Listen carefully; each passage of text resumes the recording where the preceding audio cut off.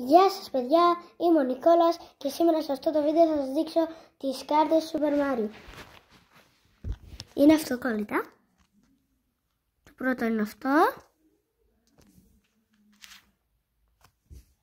Το δεύτερο είναι αυτό.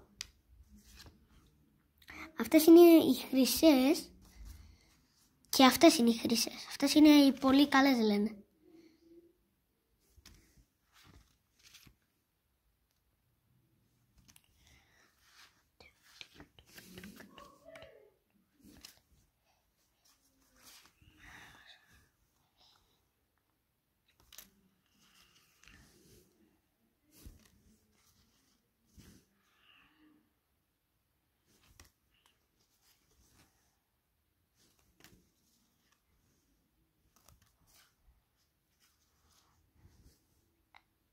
Αυτό για να ενωθεί χρειάζεται άλλο ένα μισό.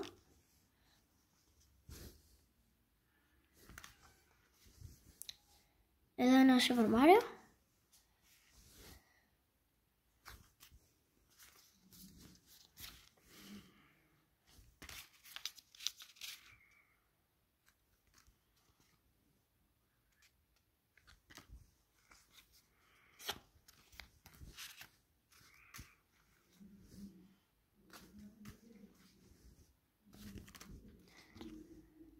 Αυτή είναι μια πόλη.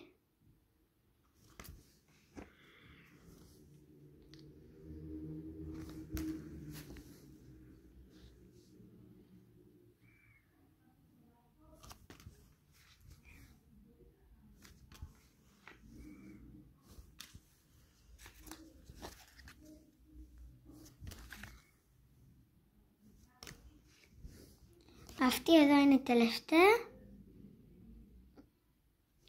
Άμα σας άρεσε το βίντεο κάντε όλοι ένα like και ένα subscribe και τα λέμε σε ένα άλλο βίντεο.